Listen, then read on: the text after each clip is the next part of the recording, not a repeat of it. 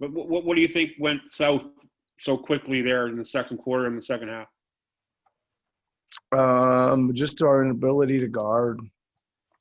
Doug, I think that was the biggest thing. I mean, we gave up 38 in the second quarter. We didn't score a lot, which means we were playing a lot in transition or off turnovers. Put a little pressure on our D, but it was just. I think mostly it was just inability to make it tough, make them take tough shots. Is that an individual accountability kind of thing? Like these guys just got to work harder at it, or is there schematic things you can do?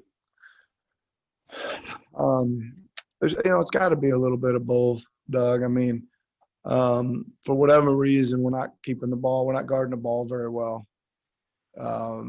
Whether it's just somebody trying to penetrate into the paint to create, or if it's a guy isoing out to play one-on-one.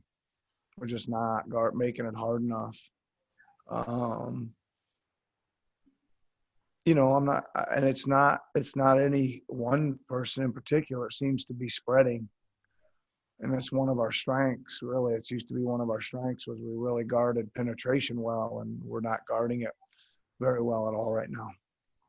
Thanks, Dick. Appreciate it. Have a Yep. safe trip west. Thanks, Doug. Talk to you soon. Yep. Next question goes to Josh Lewenberg from TSN. Hey, Nick. You talked a lot about rebounding before the game. I rebounded 41-27 tonight. Fred led you in that category. What do you guys need to do to, make that discrepancy a little bit closer? What was the rebounding, Josh? 41-27.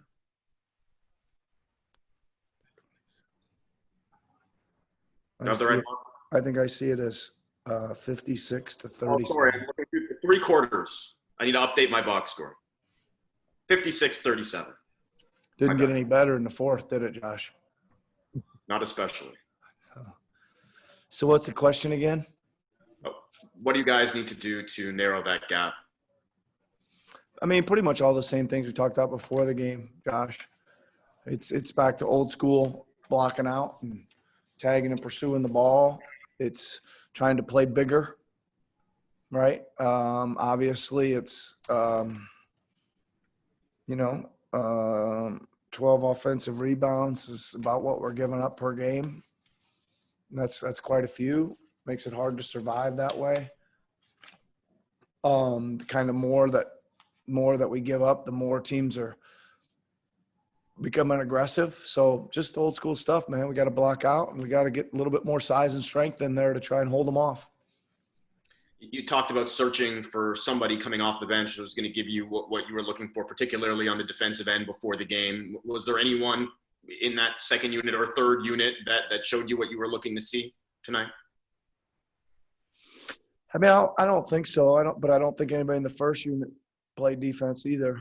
So I can't sit here and say, Alex seemed to be okay in there defensively. Thought he when we was in there was a few chain shots and things that. And when he wasn't, it was just straight to the rim whenever they wanted to. So I thought that maybe stood out. That's about it. But it's on everybody, myself included, that we're not guarding. Thanks, Nick. Next question goes to Michael Grange from Sportsnet. Hey, Nick. Have you, through 6 games, have you learned something new or different about your roster that maybe you thought coming out of training camp? Are your strengths different than you thought they would be? Are your weaknesses different than you thought they might be? I don't know, Michael. I think that, this game aside, I would have said coming in, we're just trying to extend our really good stretches of basketball, find a little bit better combinations, a little bit, who fits in a little bit differently than the other guy. Right? I mean, tonight I didn't learn anything. Other than we got to compete harder, and hopefully this is not who we're going to be, because we have fought really hard in the first 5. 4 of the first 5 anyway. But we just didn't fight hard enough tonight, really in the middle of the game. Appreciate it, Nick. Safe Yep, travels. you're welcome. Thank you. Talk to you soon, Michael. Next, we're going to go to Blake Murphy from The Athletic. Hey, Coach. I know you just said you didn't learn anything tonight, so sorry to follow up with something specific from there. But you did play Malachi a lot early in the rotation. What did you see from him? Did you like what he gave you, or was it, was that more of why he hadn't played to this point? Well, Blake, I think, he was okay, Blake, right? But I think my bigger thing is that, if you want to be honest about it, he didn't really do much out there, really, right? And if you want to be honest about it, Norm hasn't played very well this year, and TD hasn't played very well, and Matt didn't play well, and some of the other guys, we got to play better, man. These guys we got to get these guys playing to their capabilities. I think they're better players than that. So we as coaches and our leaders of our team need to play better and get these guys together and get them playing, and we as coaches need to get them playing better. Okay, thanks. Yep, you got it. Coach, going next to Tim Bontemps from ESPN. Nick, this game, you obviously get off to the hot start. Like you said, you make a bunch of threes, and then the threes go away, and kind of your season-long issues inside the arc became a problem. What do you need to do, or what does your team need to do to get more consistent in terms of, finishing at the rim and scoring inside the arc on a consistent basis? Man, I don't know. We're having a tough time, Tim. Like, we miss so many layups, and we cannot make an and one either. Some of those are fouls real early, and we're continuing on to a wide open layup, and they're rolling off. So just finishing in general really hurt us, because we did get there a lot tonight. We got to the free throw line a lot tonight, but we just didn't make enough. Got to get tougher, man.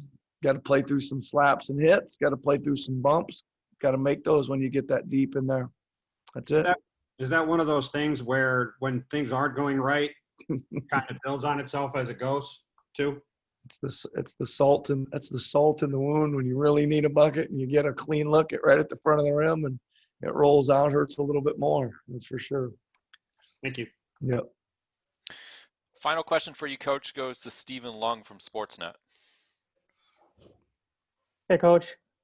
Hey, Stephen, when are you taking your Christmas tree down? That's a good question. Like, we like to celebrate Christmas really long over here. But obviously, this Western Conference trip is coming up. I know normally like these kind of extended road trips, like if in a normal circumstance would be kind of, I guess, maybe a team bonding kind of experience. But like, since you guys seems like you're on the road all the time anyway, is there any difference, or will this feel like any other game? Yeah, no, it's a little different, Stephen. I think that you're right. You're correct in that you usually get a chance to bond on a normal West Coast early season road trip, but the road trips now seem to be kind of their own bubble. Each city you go to a hotel. I literally haven't left the hotel on our road trips yet. So it's like you go to a city, you stay in the hotel. It's not like we're going out and doing a heck of a lot of bonding, right? So a little bit different that way for sure.